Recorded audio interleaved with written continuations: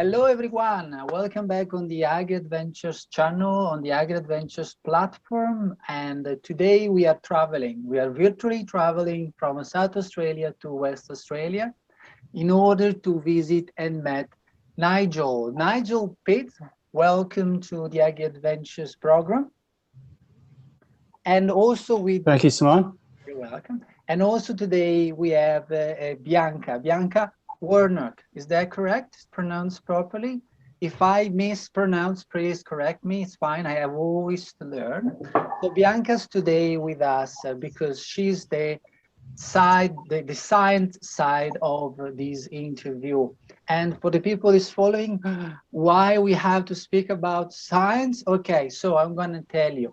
Nigel, he does an amazing thing that I really love. He produces truffles, and I love truffles.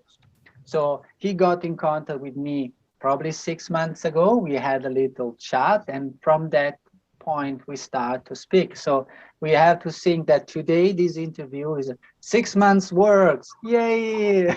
We finally made it. Okay, so first of all, for people that's following on the radio, the socials, on YouTube, you know where you can find us online. And we would like to start to speak with you, Nigel. Nigel, where are you from? Tell something about you to the people that's following us today. Okay, so where we're living is, we're in the southwest corner of Western Australia. We're about 4 hours south of Perth and about 2 hours inland from Margaret River. So probably some of the places that people can relate to. We're down in the big, tall sort of karri forests in that southern tip. So, and I've been a local here for most of my life, but we only took up farming about 15 or 16 years ago. Okay. When my wife's family owned a property here, and we decided to take over and try and make a go of it. Okay. And that's where we were looking for. We were looking for something we could do because we were both also working. We wanted a crop or an income source that we didn't have to be attending every day. So we thought about avocados, and we also thought about truffles because at that time truffles were just being produced in Manjimup, which is a sort of central town just north of us. And they were getting some good results, and I ended up becoming involved in the business that was producing the first lot of truffles in Manjimup, and the same person had actually produced the first inoculated trees for the area. Oh wow! So okay. Yeah, so it was in the end we decided to go with truffles, and that was 14 years ago. So we have 500 trees that are 14 years old, and we have another 250 trees that are 10 years old. Okay, so we're already introducing a lot of information. First of all, for the people that's following us, it's possible to grow truffles, because in the past there was the idea that it was not possible to grow truffles. That's what is said to us in Italy. You have to go around, harvest them. They had the pig, and then the pig was not working well because it was eating the truffles. So they established a relationship with dogs, and they train dogs to find truffles. But you are growing truffles, and you speak about plants that they have different ages. What's the connection with that? Yes, so you're correct in saying that early days it was only we were talking about wild truffles growing without any farming being done. But in the past they have now they've learnt the art of inoculating the trees with the truffle spores. So what we do is we buy a 1-year-old tree, so it's in a pot and it's already been inoculated with the truffle spore. So in our case, and in most cases, it's hazelnut and oak trees, and we're planting that 1-year-old tree, and then we're waiting basically. So we're waiting for the trees to then mature, and then they're going to start to put out the truffle on their roots as a form of backup nutrients and water for the tree.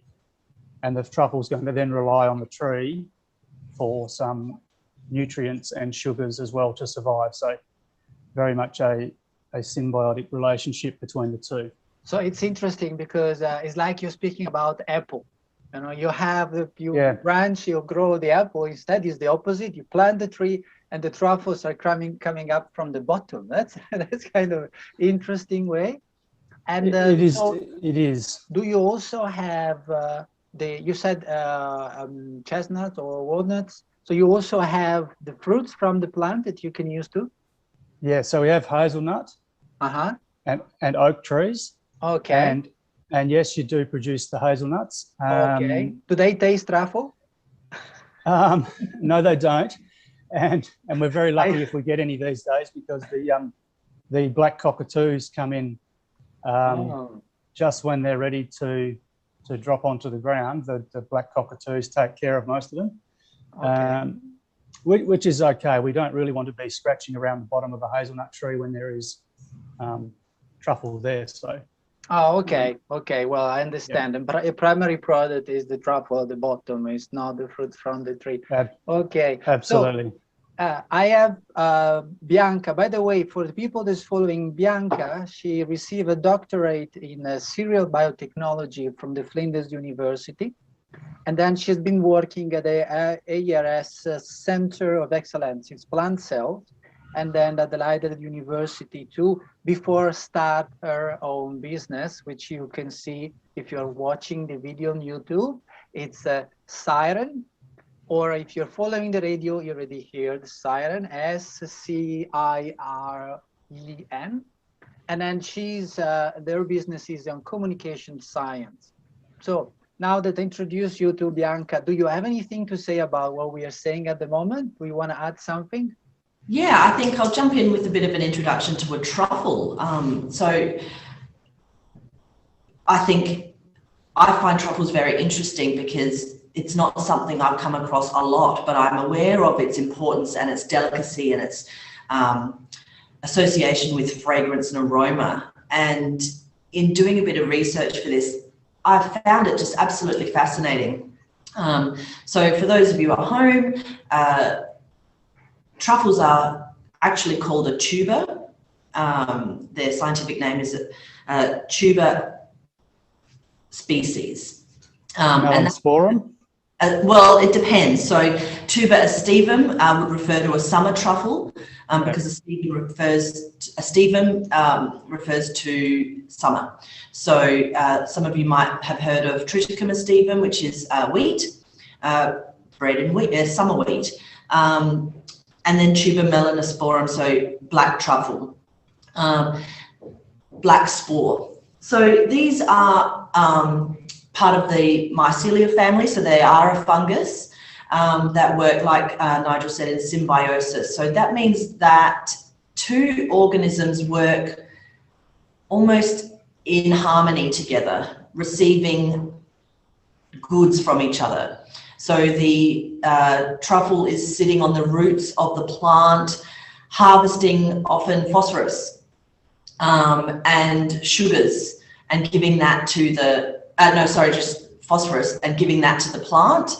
And the plant is returning sugars to the truffles, and they just work harmoniously that way. It's not parasitic in that the truffle removes everything and kills the plant. They work quite harmoniously. Oh, that's interesting. So in some way, you're Nigel, having trees with truffles, you're making these trees growing better because they are helping each other, and it helps out a little bit the sustainability of the whole forest because they are more stable. Therefore, they are more stable in the environment. Is that right? Or is something that could be said yes? Nigel? No, I think you're right there, Simone. The whole idea is that, yes, the mice will go out into the ground and find the required nutrients for the trees, and then in turn that mycelium becomes part of the truffle. So you're correct. They're going out and finding the nutrients for the tree that they normally probably wouldn't find without that inoculation. So yes, very much so. The other thing that I found interesting in what you were saying there, Nigel, you're still also creating a nice symbiosis by letting the cockatoos have the hazelnuts. So maintaining that sustainability focus from the ground to the sky, which is quite cute. So Miley, I think is not wanted, but is a good outcome to having the cockatoo coming over. Yeah, it's fine. We don't have any purpose for the hazelnuts. Yeah, that's good. Okay, so going back to you, we had an interesting topic regarding truffles the last time, and this topic, it was correlated with the flavor. Like people on the market is used to have truffle aromatized products, olive oil, truffle can be placed anywhere. But there is a dispute on the market that says that the truffle you can find in that way is not the natural truffle, and is actually providing to you, that you are a farmer, that you invested 15 years or maybe more years of your life trying to grow these plants and these truffles, creates a problem because people is not accustomed to the flavor of the truffle. They're becoming accustomed to the flavor of the molecule. So first of all, who want to tell me about the molecule, the truffle molecule, or the smell of the molecule? Because I didn't know about it. I can give you my unscientific opinion. Yeah, that's fine. That's what we are here for. Yeah. So you're right, Simone. A lot of the truffle products you're seeing will have the artificial essence and flavour because the truffle itself is very hard to stabilise in a food where it can become to a temperature where it can start to grow some nasty things. So if you're tasting a lot of the products, you're probably getting the artificial aroma, and to me it's very different between that and the natural truffle flavour. So for me, the natural truffle flavour it's very subtle, and people get the wrong idea that the taste of truffle will be very strong and pungent. The aroma is very strong, but when you're tasting it, it's a very subtle, delicate flavour.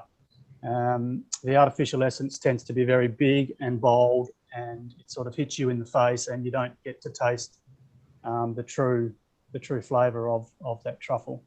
So that's why you're being careful about where you're putting the truffle onto what food, because you can lose that delicate flavour, especially if you're going to heat it up above 60 or 70 degrees, you'll lose the total flavour of that truffle. So you're just warming it and finishing a dish rather than cooking it.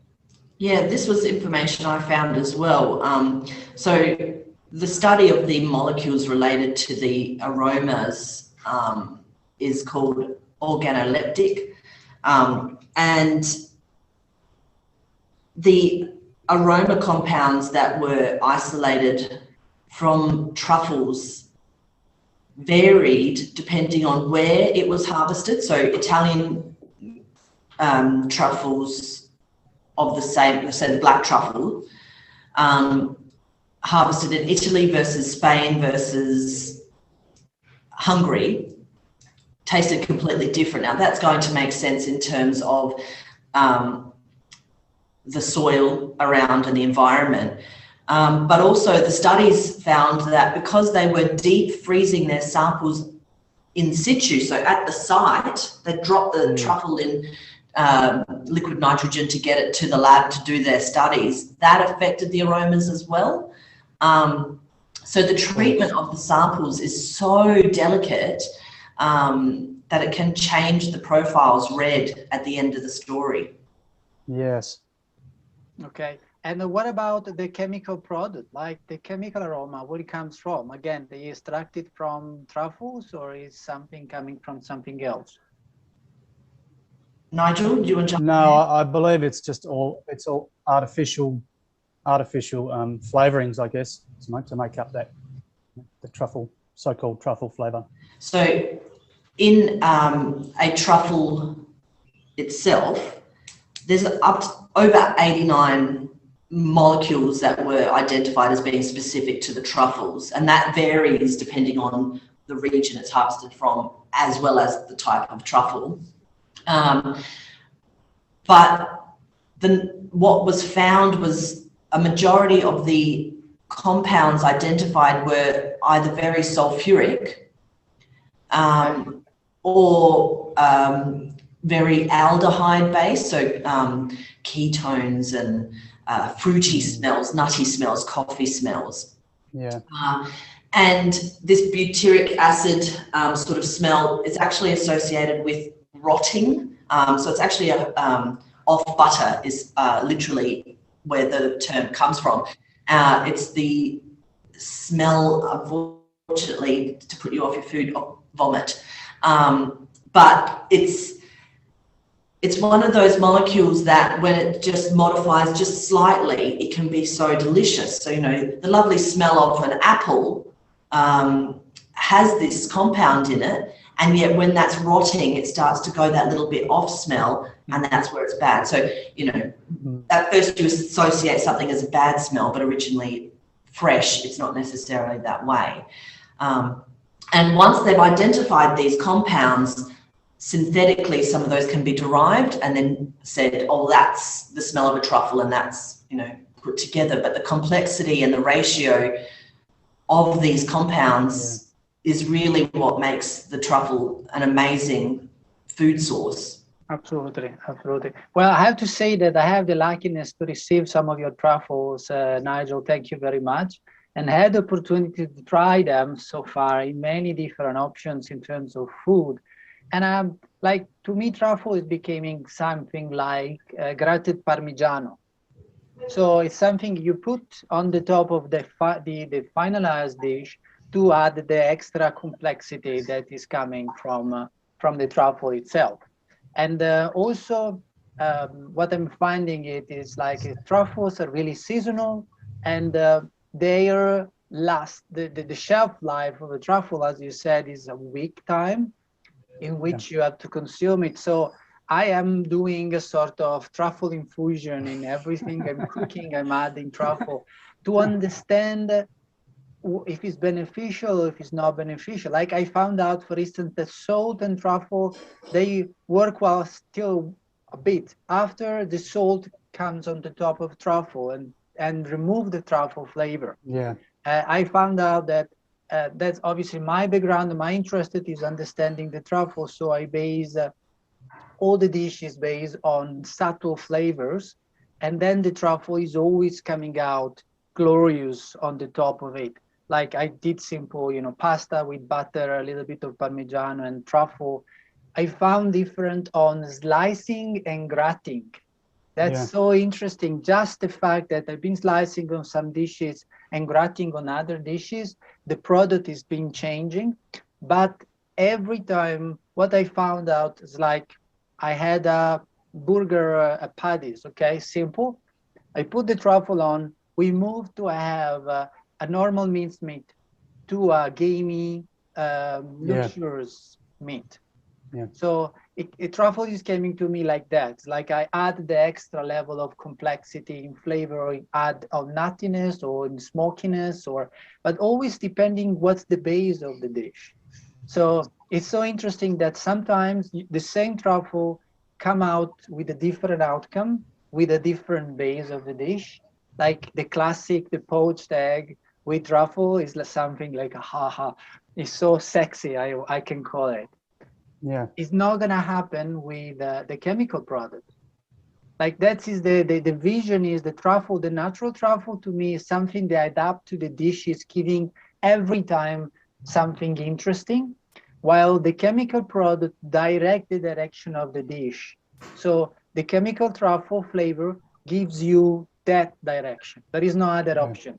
While the natural flavor instead goes along the flavor at the bottom of it. So that's what I found technically just doing the taste. What do you think? What do you think is exciting? Who thinks first? No, look, I think that's a very good observation, Simone. And sometimes it's the vehicle that you're putting the truffle with that's creating that extra flavour. So if you're mixing it with butter and melting it onto some food, you're going to get that butter carrying the flavour, not just the truffle on top of the food carrying it. So yes, many different ways you can get that truffle to have a different complexity of flavour, which is very interesting. And when you were talking about the difference between a slice and a grate of the material, because truffle is essentially a fungus, it has a cell wall. And so what you are doing when you slice it, you've literally got a mass of cells, a bubble of cells. And as you slice through that, you're getting a nice cut through in a layer, and that's going to hit your tongue and things like that. But when you grate it, you've broken through more cell walls, so you've increased the surface area of cells that can actually hit your tongue, that can heat up and become volatile, that you then breathe, hit through the olfactory system of the nasal passage and hit the brain senses. All of that is layered upon the vehicle of the food that Nigel said, how it's been prepared. Like you said, adding salt on top, that's going to bind the chemicals as well in such a way that might lock them, change them. And the other thing is you might find some of your experiences lean to the associated memories of those senses. So, you know, you sort of associated the application of the truffle onto the pasta, same as Parmigiana. Yes, putting that Parmesan on top of your pasta, you know, has that same effect. Fun fact, there's the same sort of butyric properties in the cheese and the Parmesan as the truffle. So actually, it scientifically is similar as well as application. Okay, that's interesting. Interesting to know. Okay, so now let's go back a little bit on Nigel. So we didn't say the your farm is called Farm Fresh Truffle. Okay. Correct. And for what I remember, you're located in Pemberton, South. Yep. That actually, I've been over there visiting wineries over there, tasting some products, and it was a beautiful place to visit. These really old forests with really high trees that you were speaking about before. Yeah. But people will be interested, for people that's interested to know about you or to find your truffles, where they can find you. So at the moment, we haven't done a lot of market push for fresh truffle. We sell to a distributor, a central distributor, the main bulk of our truffles each week. And then from there, they'll be distributed all around the world. So it's probably something that we'll be looking at doing in the future. So we're doing a bit more direct selling rather than having a chain of sales before you get the end result. But no, we have a website for Farm Fresh Truffles, and on there that'll have our salt product, and there is an ability to buy some fresh truffle as well. But it's really something we have to look for in the future rather than this season. And okay. Well, so probably we can find a way to stay in contact, and maybe we'll have the way to send some of your contents on the AgriAdventures platform so people can see, or maybe we can organize something here together with Bianca and organize something correlated with truffles. That would be really cool, eh, Bianca? What do you think? Be amazing. That would be amazing, I know. Okay, so we are almost at the end of this interview. Bianca, were you looking to say something else regarding truffle, or do you think we said enough for today? I think the only other interesting thing I wanted to point out was I couldn't find very much information about any Australian Indigenous truffles. There are many native fungus species, and many of them are symbiotic. But there wasn't much evidence in my very quick, limited research to suggest that there are successful truffles of an Indigenous species, to Australia, that is. But of what they've found, they aren't particularly tasty, they're saying, which I found interesting. So I'd love to look into that more, but yeah, that was, honestly, this was the rabbit hole of my week. Like I just couldn't dig my way back out. I was just so excited learning about this. Yeah, I don't know. That would be really cool. Like I know already the Guangdong is a plant that is symbiotic growing with some other plants, but that would be really interesting, like having truffle saltbush. It grows saltbush and then it has that specific aroma. That would be really distinctive Australian style. That would be so cool. Absolutely. So cool. Exciting. I just want to backtrack a little bit on that food side of things, Simone, because we didn't touch on infusing the truffle with some food for a period of time before you are cooking it. So, you know, that's sort of layering truffle onto some meat and having that in the fridge. Or something that we do is we cut a round of cheese in half and we will shave truffle into it and close it up and put it in the fridge for 3 or 4 days and then warm it up to eat it, and the flavour is infusing through that. And that will also happen if you put some truffle with fresh eggs. The flavour will go through the shell, and when you crack that egg to cook, you are then getting that flavour. I try to do that. I just wanted to. And I have to say that it was better gratting the truffle on the egg. Yeah, because you probably didn't let it sit for long enough, but that's okay. How long has to be? It will happen for 4 or 5 days in a sealed container. No. You're too impatient, Simone. 2 days. I've done with rice. I've done that with rice. I left the rice and the truffle together for a good amount of time. The flavor came out. Something I wanted to ask, Nigel, have you tried putting the truffle in something like a whiskey or an alcohol substitute that would allow the truffle to impart that earthy, peaty, umami sort of smell that's appreciated in things like whiskey? Look, a few years ago, we were involved with a guy that was putting it through a still and getting the spirit from the still, and that was carrying the truffle flavour quite nicely. Unfortunately, that didn't go too much further, but the trouble is it's the same thing. There's some people doing truffle beer and things at the moment, but they're using the artificial essence to get that flavour, which to me is a pointless waste of time sort of exercise. But yeah, so there's probably plenty of experimenting still to do, Bianca, and the sky's the limit really with it. Yeah. Okay, so let's go back to the topic. It was where do you want to go, Nigel, with this? Look, for us, Simone, we want to keep it small enough so we can do it ourselves. So we don't want to have people coming in and having to help. So we won't expand our truffery too much. We'll just keep focusing on quality, and we'll focus on, I guess, trying to get the truffle out to people that want to try it. So they're trying the real truffle rather than the other stuff that's out there. And for us, it's about making an income and being able to stay on the property. It's such a beautiful property. We want to stay here rather than going off and working to supplement that income. So it's really just driven by wanting to be on the farm and as long as we can. Perfect. That is something is lovely on its own. Okay, so I think that we can finish for today for this interview. Thank you very much, Nigel, for being with us. And thank you, Bianca, for being with us. And we'll see you somewhere on the AgriAdventures platform, or maybe not.